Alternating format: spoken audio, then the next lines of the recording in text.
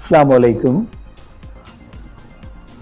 மருதமுனை அனைத்து பள்ளிவாசல்கள் அமைய அங்கத்தவர்களான மருதமுனையின் பள்ளிவாசல் தலைவர்களே, நிர்வாகிகளே, இங்கு சமூகத்திருக்கின்ற ஊடகவியலாளர்களே, அனைவருக்கும் அன்பின் பணிவு.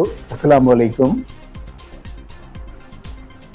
முக்கியமான ஒரு விடயத்தினை தெளிவுபடுத்தும் நோக்கில் நாம் இன்று இந்த பத்திரிகையாளர் சந்திப்பினை ஏற்பாடு செய்திருக்கின்றோம்.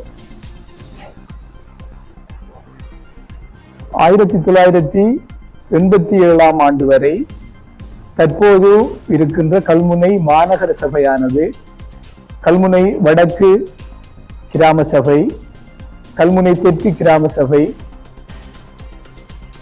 கல்முனை கரைவாகு மேற்கு கிராம சபை, கல்முனை பட்டின சபை என்று 4 நிர்வாக பிரிவுகளாக இயங்கி வந்தது. 87 ஆண்டின் பின்னர் ஏற்பட்ட நிர்வாக மாற்றத்தின் காரணமாக இந்த 4 சபைகளும் ஒன்றாக இணைக்கப்பட்டு கல்முனை பிரதேச சபையாக இயங்கி வந்தது. மறைந்த முன்னாள் முஸ்லிம் காங்கிரஸ் தலைவர், அமைச்சர் மர்ஹூம் MHM அஷ்ரப் அவர்கள் எடுத்த முயற்சியின் காரணமாக கல்முனை பிரதேச சபையானது 2001 ஆண்டு கல்முனை மாநகர சபையாக தரம் உயர்த்தப்பட்டு தற்போது கல்முனை மாநகர சபையாக இயங்கி வருகின்றது. முன்பு இருந்த நிர்வாக திட்டத்திற்கு அமைவாக மருதமுனையானது அயற் தமிழ் கிராமங்களுடன் இணைந்ததாக கரைவாகு வடக்கு கிராம சபை எனும் பெயரில் இயங்கி வந்தது. மீண்டும் அதுபோல் மருதமுனை பிரதேசத்துக்கு தனியான பிரதேச அல்லது நகர சபை ஒன்று வேண்டும் என்ற கோரிக்கை நீண்ட காலமாக மருதமுனை மக்களால் விடுக்கப்பட்டு வருகின்றது. அதற்கமையாக அண்மையில் கூடிய மருதமுனை அனைத்து பள்ளிவாசல்கள் அமையமானது இந்த கோரிக்கையினை மீண்டும் வலியுறுத்தி அதில் வெற்றி பெற வேண்டும் என்று தீர்மானித்ததற்கமைவாக எங்களால் கௌரவ மாகாண சபைகள் உள்ளாட்சி அமைச்சர் அவர்களுக்கும் கௌரவ மாகாண சபைகள் உள்ளாட்சி அமைச்சின் செயலாளர் அவர்களுக்கும் மற்றும் எல்லை நிர்ணய ஆணைக்குழுவிற்கும் மருதமுனை பிரதேசத்துக்கு தனியான நகர சபை வேண்டும் என்ற கோரிக்கை விடுக்கப்பட்டு அதற்குரிய கடிதங்கள் அனுப்பப்பட்டுள்ளன. எங்களால் எடுக்கப்பட்ட தீர்மானத்திற்கு அமைவாக ஒரு ஊடகவியலாளர் சந்திப்பு ஒன்றை ஒழுங்கு செய்து இதன் நோக்கத்தினை மக்களுக்கு தெளிவுபடுத்த வேண்டும் என்ற தீர்மானத்திற்கு அமைவாக இன்றைய ஊடகவியலாளர் சந்திப்பு ஒழுங்கு செய்யப்பட்டிருக்கின்றது. எங்களுடைய நடவடிக்கையின் முதற்கட்டமாக முன்னாள் மாகாண சபைகள் உள்ளாட்சி அமைச்சர் கௌரவ ALM அதாவுல்லா அவர்களினை நாங்கள் சந்தித்து அவர்களுடைய இது தொடர்பான அவர்களுடைய ஆலோசனைகளையும் அனுபவங்களையும் பெற்றுக்கொண்டோம்.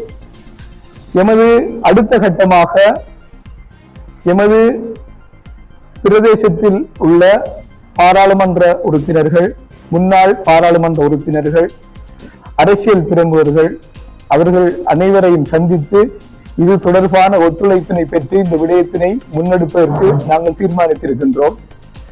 அதுபோல் இந்த விடயத்தினை முன்னெடுப்பதற்கு முதல் கட்டமாக இந்த விடயத்தில் அனுபவமும் ஆற்றலும் ஆர்வமும் உள்ள சில சட்டத்தரணிகளை எங்களுடன் இணைத்து இந்த விடயத்தினை முன்னெடுத்துள்ளோம். இதன் அடுத்த கட்டமாக மருதமுனையில் உள்ள இந்த விடயத்தில் ஆர்வமுள்ள அனுபவமுள்ள சட்டத்தரணிகள் அனைவரையும் நாம் இந்த விடயத்தில் உள்ளிருக்க உள்ளோம். அத்துடன் எமது ஊரில் உள்ள தற்போது சேவையில் உள்ள நிர்வாக சேவை உத்தியோகத்தர்கள், ஓய்வு பெற்ற நிர்வாக சேவை உத்தியோகத்தர்கள், அதுபோல் இந்த மருதமுனைக்கு ஒரு நல்ல விடயம் நடக்க வேண்டும் என்ற நன்னோக்கம் கொண்ட மருதமுனை விடயத்தில் ஆர்வமுள்ள நல்ல கல்வியலாளர்கள், பண்பு உள்ளவர்களையும் நாங்கள் இணைத்து இந்த விடயத்தை பரவலாக்கி எதிர்காலத்தில் முன்னெடுப்பதற்கு தீர்மானித்துள்ளோம். அந்த வகையில் இந்த விடயம் சம்பந்தமாக இந்த விடயத்தில் எமக்குள்ள சாத்தியப்பாடுகள், சாதக நிலைகள் சம்பந்தமாக தெளிவுபடுத்துவதற்காக இங்கு எங்களுடைய சட்டத்தரணி அவர்கள் இங்கு சமூகத்திருக்கின்றார்கள். இன்ஷா அல்லாஹ்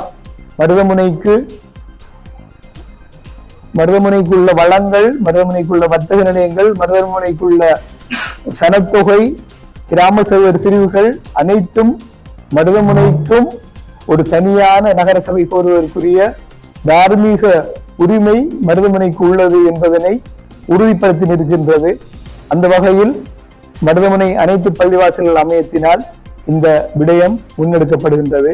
இந்த விடயம் வெற்றி பெறுவதற்கு மருதமுனை கல்வியலாளர்களும் நலன் விரும்பிகளும் எங்களுக்கு ஒத்துழைப்பு வழங்குவதோடு ஊடகவியலாளரும் எங்களுடன் தோளோடு தோள் நின்று எங்களுக்கு உதவ வேண்டும் என்று கேட்டுக்கொள்வதோடு எங்களால் எதிர்காலத்தில் சந்திக்கப்பட உள்ள இந்த பிரதேச பாராளுமன்ற உறுப்பினர்கள், இந்த விடயத்தில் அனுபவம் உள்ள முன்னாள் பாராளுமன்ற உறுப்பினர்கள், அரசியல் தொடர்புள்ளவர்கள் அனைவரும் இந்த விடயத்தில் எங்களுக்கு உதவ வேண்டும் என்று விடயமாக கேட்டுக்கொள்வதோடு மருதமுனையில் உள்ள 21 பள்ளிவாசல்கள் இணைந்ததாக இந்த மருதமுனை அனைத்து பள்ளிவாசல்கள் அமையம் இயங்கி வருகின்றது. அநேகமான நல்ல விடயங்கள் தற்போது எங்களுடைய அனைத்து பள்ளிவாசல் அமையத்தினால் முன்னெடுக்கப்பட்டு வருகின்றன. ஒரு பொதுவான ஒரு உறுதியான நிர்வாக கட்டமைப்பு எமது அனைத்து பல்கலை அமையத்திற்கு இதுவரையும் இல்லை. ஏனென்றால் அனைவரும் தலைவர், அனைவரும் செயலாளர், அனைவரும் பொருளாளர், அனைவரும் இதில் முழு ஈடுபாடு உள்ளவர்கள் என்று சேர்ந்து இயங்கி சில விடயங்களை எட்டி பிடிக்க வேண்டும் என்ற நோக்குடன் 2 இணைப்பாளர்களை மட்டும் கொண்டதாக எங்களுடைய இந்த அனைத்து பள்ளிவாசல்கள் அமையம் இயங்கி வருகின்றது.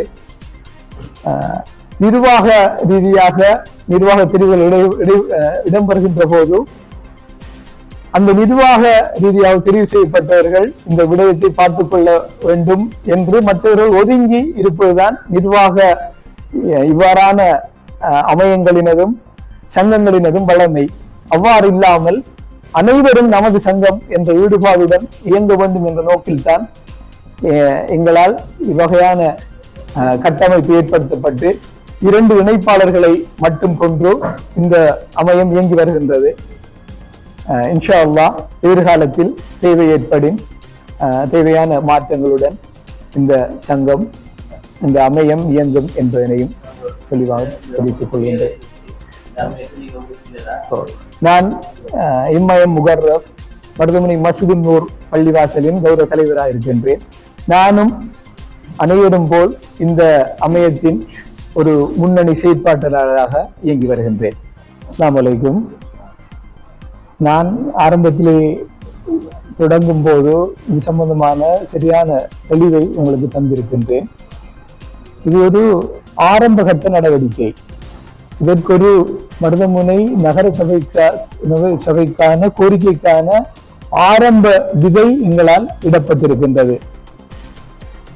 நான் கூறியபடி இந்த விடயத்தில் அனுபவமும் ஆலோசனையும் உள்ள சட்டத்தரணிகள், தற்போது சேவையில் உள்ள நிர்வாக அதிகாரிகள், ஓய்வு பெற்ற நிர்வாக அதிகாரிகள், மருதமுனை விடயத்தில் ஆர்வமுள்ள அர்ப்பணிப்புடன் இயங்கி வருகின்ற அனுபவம் உள்ளவர்கள் அனைவரும் ஒன்றிணைக்கப்பட்டு எதிர்காலத்தில் இதற்கான திட்டங்கள் வகுக்கப்பட்டு செயற்படுத்துவதற்குரிய ஏற்பாடுகள் செய்யப்பட்டுள்ளன.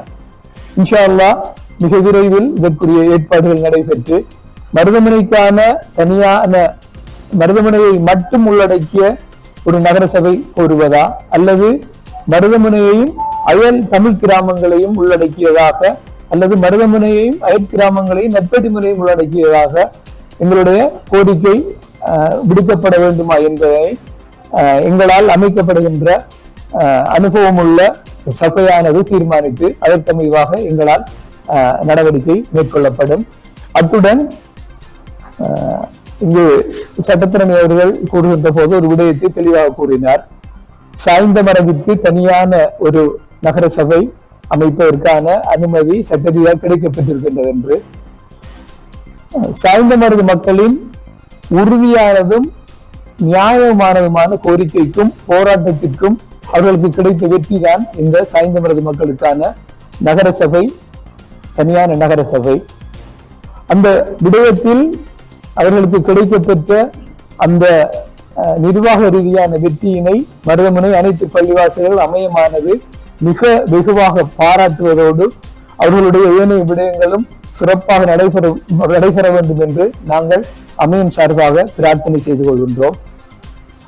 எங்களுடைய அயல் கிராமமான சாய்ந்தமருது மக்களின் உறுதியான திட்டமிடப்பட்ட அந்த கோரிக்கையும் போராட்டமும் எங்களுக்கு ஒரு அனுபவ ரீதியான ஒரு ஆற்றலையும் ஒரு ஆலோசனையும் எங்களுக்கு வழங்கி இருக்கின்றது. அந்த விடயத்தை அடியேற்றி இன்ஷா அல்லாஹ் எங்களுடைய அடுத்த நடவடிக்கைகள் மேற்கொள்ளப்படும்.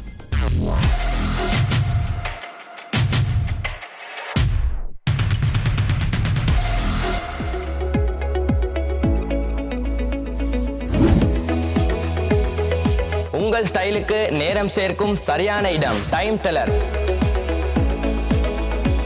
நீங்க வாட்ச் பிசினஸ் செய்யறவங்களா இல்லாட்டி செய்ய பாக்குறவங்களா, உங்களுக்கு நாங்க பெஸ்ட் விலையில பெஸ்ட் வாரண்டியோட பெஸ்ட் ஐட்டங்கள்ல நிறைய மோர் தென் வெரைட்டிஸோட தரத்துக்கு நாங்க ரெடி ஆகிறோம். எங்கள்கிட்ட எல்லா ஐட்டமும் வாரண்டியோடையும் வரும், நல்ல ஐட்டமும் மீக்குது, அதே மாதிரி லோ பிரைஸ்லயும் மீக்குது. ரிட்டைல் எடுக்கணுமெண்டா ஒர்க்கிங் கஸ்டமரா இருந்தீங்கடா நீங்க வாங்க, நாங்க ஹோல்சேல் விலைக்கு உங்களுக்கு ரிட்டைல் தருவோம். எங்களோட கடை இருக்குது பெட்டால 2nd கோ ஸ்ட்ரீட் நம்பர் 54 மார்க்கெட்ல, சரியா கந்தரோட்டைக்கு சரியா ஆப்போசிட்ல இருக்குது. கடைக்கு நீங்க சாமான் எடுக்க நீ பரவாயில்ல, சும்மா விசிட் பண்ணி பாருங்க. என்னோட கான்டாக்ட் நம்பர் 0768782482418.